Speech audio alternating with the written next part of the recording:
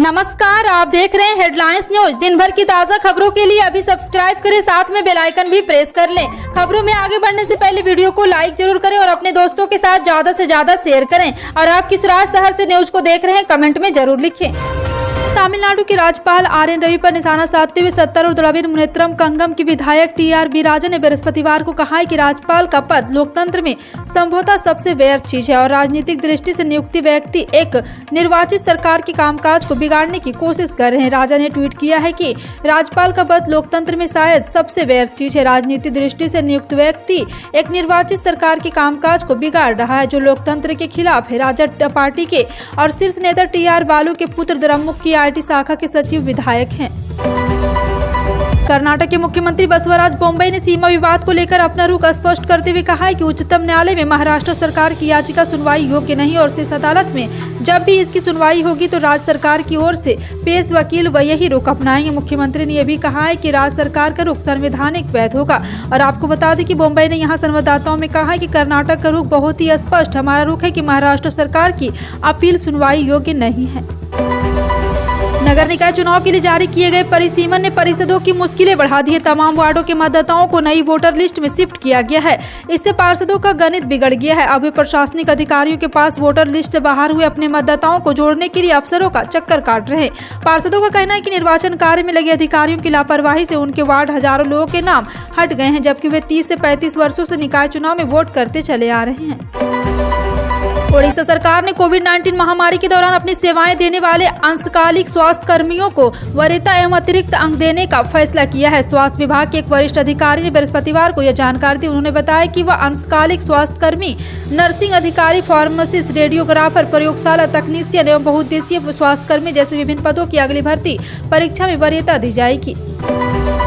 बिहार के मुंगेर जिले में जमालपुर में स्थित रेल कारखाना इन दिनों विभागीय साजिश का अड्डा बन गया है। यहां जूनियर इंजीनियरों का दबाया जा रहा है। आपको बता दें कि उनके प्रमोशन को रोककर उन्हें मानसिक रूप से टॉर्चर किया जा रहा है। जी हां, ये हम नहीं कह रहे, ये कहना है विभागीय जेईई परीक्षा पास कर चुके अभ्यर्थियों का कहना है कि ये गहरी साजिश रची जा रही। विभागीय जेईई परीक्षा के बारे में बताया जा रहा है कि लगभग 6 माह से ऊपर हो गया है। परीक्षा का परिणाम मेडिकल की प्रक्रिया पूरी हो चुकी है। उसके बाद भी संबंधित जानकारी जानबूझकर 43 अभ्यर्थियों के भविष्य के साथ खिलवाड़ कर रहे हैं।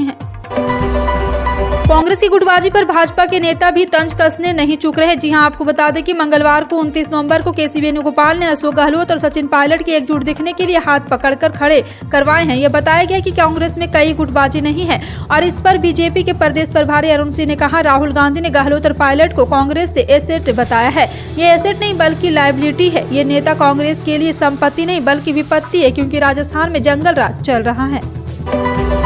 गुजरात के अहमदाबाद में प्रधानमंत्री नरेंद्र मोदी 28 किलोमीटर लंबा रोड शो कर रहे हैं। पीएम की एक झलक पाने के लिए एक सड़क पर लोगों का हुजूम उमड़ हुआ है और लोग अपने घरों और दुकानों की छतों पर खड़े होकर पीएम का स्वागत कर रहे हैं। वहीं पीएम भी फूलों से सजी गाड़ी में से हाथ हिलाकर लोगों का अभिवादन कर रहे हैं। सुरक्षा पहरे के बीच पीएम 28 किलोमीटर लंबे रोड शो कर रहे हैं। यह अब तक का सबसे बड़ा रोड शो है। पीएम की एक झलक पाने के लिए हजारों लोग सड़कों पर उमड़ पड़े हैं।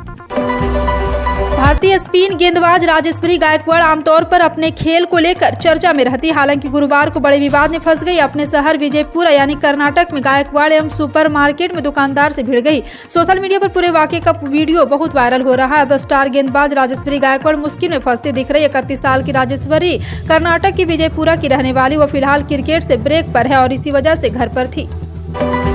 गुजरात विधानसभा चुनाव के पहले चरण की वोटिंग हो रही है और आपको बता दें कि यहां केंद्रीय गृह मंत्री अमित शाह ने गुरुवार को प्रधानमंत्री नरेंद्र मोदी के खिलाफ कांग्रेस की रावण बोलने की टिप्पणी पर अपने प्रतिक्रिया व्यक्त की। इस दौरान अमित शाह ने कहा, गुजरात के लोगों ने जब भी पीएम मोदी के खिलाफ अपशब्दों का इस्तेमाल किया है तो गुजरात के लोगों ने हमेशा बैलेट बॉक्स के जरिए सबसे पुरानी पार्टी कांग्रेस को जवाब दिया है।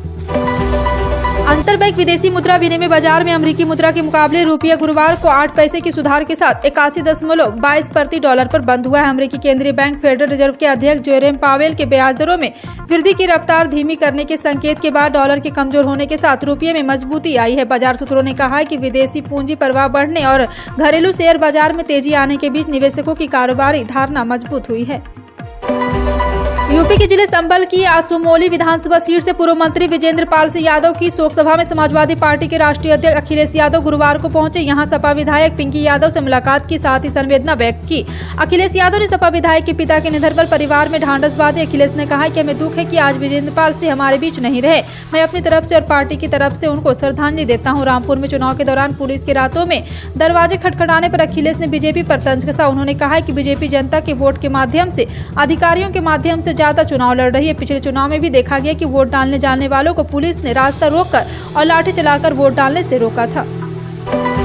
कृषि क्षेत्र की बढ़ती मांग से देश में पेट्रोल और डीजल की बिक्री नवंबर से सालाना आधार पर दहाई अंक में बढ़ी है। गुरुवार को पेट्रोलियम उद्योग के शुरुआती आंकड़ों के मुताबिक पिछले महीने पेट्रोल की बिक्री 11.7% बढ़कर 26.6 लाख टन हो गई है, जबकि पिछले साल इसी महीने में 23.8 लाख टन खपत हुई थी।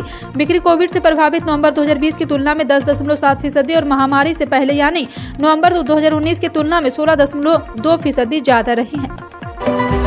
छत्तीसगढ़ के बेमेतरा जिले के किसानों के लिए खुशखबरी है। शासन कृषि एवं जैव प्रौद्योगिकी विभाग ने बागवानी फसलों में मौसम आधारित फसल बीमा कराने के लिए तिथि तय कर दी है। विभाग ने इस रबी मौसम में फसल बीमा कराने के लिए 15 दिसंबर 2022 तक का समय तय किया है। बागवानी फसलों की खेती कर रहे किसान प्राकृतिक वजहों से फसल बर्बाद होने पर बीमा का लाभ उठाएंगे। दरअसल कम तापमान, अधिक तापमान, बीमारी, अनुकूल मौसम का प्रकोप, ओलावृष्टि और बेमौसम बारिश से फसलों की बर्बादी होने पर नुकसान से बचाने के लिए पुनर्गठित मौसम आधारित फसल बीमा योजना लागू की गई है। कभी गायों से टकराकर तो कभी किसी और वजह से हाल फिलहाल में वंदे भारत एक्सप्रेस का दुर्घटनाग्रस्त होने की काफी खबरें आई। इसलिए अब सरकार ने इसके रखरखाव के लिए बोलियां मंगवाई है। 5 कंपनियों ने अपनी बिड्स भेजी है, जिनमें एक सरकारी कंपनी ने भी बोली लगाई है। वह सरकार 2024 में स्लीपर क्लास वाली वंदे भारत ट्रेन शुरू करने का भी प्लान है। सरकारी company Bharat heavy electronic limited ने भी वंदे भारत मेंटेनेंस के लिए बोलियां लगाई है। वह इन 5 कंपनियों में शामिल है जो 200 वंदे भारत ट्रेन की मैन्युफैक्चरिंग को लेकर अगले 35 साल तक उनका रखरखाव करेगी। भारत जोड़ो यात्रा के दौरान मध्य प्रदेश में कांग्रेस के वरिष्ठ नेता जयराम रमेश ने गुरुवार को केंद्रीय मंत्री ज्योतिरादित्य सिंधिया पर बड़ा हमला बोला। उन्होंने कहा कि ज्योतिरादित्य सिंधिया कैबिनेट मंत्री बनना चाहते थे और सफ्दरगंज स्थित 27 नंबर बंगले में रहना चाहते थे, इसलिए वे कांग्रेस छोड़कर भारतीय जनता पार्टी में शामिल हो गए। यही 2 कारण थे, बाकी सब बहाने थे। बता दें, सिंधिया के कांग्रेस छोड़ने के कारण ही आज कांग्रेस मध्य प्रदेश में सत्ता से बाहर है। कांग्रेस के पूर्व अध्यक्ष राहुल गांधी ने कहा कि जनता महंगाई को लेकर परेशान है, लेकिन प्रधानमंत्री नरेंद्र मोदी दुनिया में तेल के दाम घटने के बावजूद देश की जनता को राहत देने के लिए कदम नहीं उठा रही।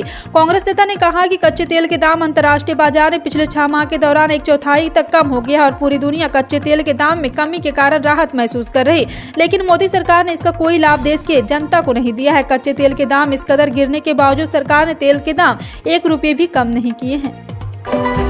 राजधानी दिल्ली में 4 दिसंबर को होने वाले दिल्ली नगर निगम के चुनाव से पहले आबकारी विभाग ने शहर की शराब बिक्री पर पाबंदी लगा दी। आदेश के अनुसार दिल्ली में शांतिपूर्ण मतदान सुनिश्चित करने के लिए शुक्रवार शाम से 3 दिनों तक शराब की बिक्री पर प्रतिबंध रहेगा। आबकारी विभाग के आदेश के अनुसार 3 दिन का प्रतिबंध एमसीडी चुनाव का प्रचार खत्म होने को लेकर मतदान खत्म होने तक लागू रहेगा। इसके बाद 7 दिसंबर को जब मतगणना होगी तो उस दिन फिर से शराब की बिक्री पर पूरी तरह से रोक रहेगी। पश्चिम बंगाल की विपक्ष नेता शुभेंदु अधिकारी को अली कोर्ट ने 19 दिसंबर को व्यक्तिगत रूप से पेश होने के निर्देश दिए। उनके खिलाफ अमित बनर्जी ने मानहानि का मामला दायर किया हुआ है, जिसको लेकर कोर्ट ने उन्हें 19 दिसंबर को पेश होने को कहा है। दरअसल तृणमूल कांग्रेस के राष्ट्रीय महासचिव अभिषेक बनर्जी के पिता द्वारा दायर मानहानि के मामले में शुभेंदु अधिकारी ने सीआरपीसी का धारा 205 के तहत एक आवेदन दायर किया था, जिसमें उन्होंने कोर्ट में व्यक्तिगत पेश होने में छूट दी थी। गुजरात में नकली भारतीय करेंसी की लेनदेन से जुड़े केस में एनआईए द्वारा दर्ज मामले में पहली बार किसी आरोपी को सजा का ऐलान हुआ है। गुजरात स्थित एनआईए की विशेष कोर्ट ने आरोपियों को सजा सुनाई है। उन दोनों आरोपियों के खिलाफ 7 साल की सजा का ऐलान हुआ है। नकली भारतीय करेंसी के लेनदेन में विनोद निषाद और महफूज शेख को सजा मिली है। केंद्रीय जांच संस्था डीआरआई द्वारा दर्ज मामलों में एनआईए ने कार्रवाई की है। पंजाब की राजनीति में राज्यपाल बनवारी लाल पुरोहित और मुख्यमंत्री भगवंत मान के बीच कई मौकों पर तकरार देखने को मिल जाती है। अब राष्ट्रपति द्रौपदी मुर्मू के पंजाब आने और सीएम मान के वहां उपस्थित न होने पर विवाद खड़ा हो गया है। राज्यपाल इस बात से खफा है। देश की महामहिम पंजाब आई और सीएम उनके स्वागत में नहीं पहुंचे। बनवारी लाल पुरोहित ने एक बयान जारी कर अपनी नाराजगी जाहिर कर दी है। भारत सरकार की तरफ से हर वर्ग के लिए कोई न कोई योजना चलाई जाती है। इसमें लड़कियों के लिए भी एक स्पेशल स्कीम है। सुकन्या समृद्धि योजना भारत सरकार द्वारा संचालित विभिन्न कल्याणकारी योजनाओं में से एक है। ये योजना न केवल जोखिम मुक्त रिटर्न प्रदान करती है, बल्कि उनकी बेटियों की शादी जैसे बड़े लक्ष्यों के लिए एक योजना भी मदद करती है। सुकन्या समृद्धि खाता विभाग के द्वारा 10 साल से कम उम्र की लड़कियों के लिए खोला जा सकता है। हालांकि एक व्यक्ति बालिका के नाम पर केवल एक ही खाता खोला जा सकता है। इस योजना में प्रति परिवार केवल 2 बालिकाएं शामिल हो सकती है। इस प्रकार दोनों बालिकाओं के लिए एक एक खाता खोला जाता है। हालांकि माता पिता अभिभावक उनके 3 बच्चे वे तीसरा खाता खोल सकते हैं। और आपको बता दें कि SSY योजना में 7.6% आकर्षक ब्याज मिलती है। योजना से अर्जित ब्याज आयकर अधिनियम 1961 की धारा 10 के तहत पूरी तरह से कर मुक्त है। कर्नाटक के मुख्यमंत्री बसवराज बोम्मई ने बृहस्पतिवार को उन खबरों को खारिज कर दिया जिनमें कहा गया है कि उनकी सरकार ने वक्फ बोर्ड को राज्य में मुस्लिम छात्राओं के लिए 10 कॉलेज खोलने की सहमति दे दी है। बोम्मई ने कहा है कि उनकी सरकार में किसी भी स्तर पर ऐसी कोई चर्चा नहीं। कुछ दक्षिणापंथी समूह ने इस विषय पर नाराजगी बताई है। और आपको बता दें कि जिसके बाद मुख्यमंत्री ने स्पष्ट किया है कि वक्फ बोर्ड के अध्यक्ष का व्यक्तिगत विचार हो सकता है, यह उनकी सरकार का रुख नहीं है। बोम्मई ने एक सवाल में जवाब में कहा कि मुझे नहीं पता, यहाँ वक्फ बोर्ड का निजी विचार हो सकता है। हमारी सरकार में किसी भी स्तर पर इस पर चर्चा नहीं हुई है। आपका इन सभी खबरों पर क्या कहना है कमेंट सेक्शन में टाइप करके जरूर बताएं। इसी तरह की पल पल की अपडेट जानने के लिए जुड़े रहें आप अपने हेडलाइंस न्यूज के साथ। मिलते हैं अगली बड़ी खबर में, तब तक के लिए जय हिंद।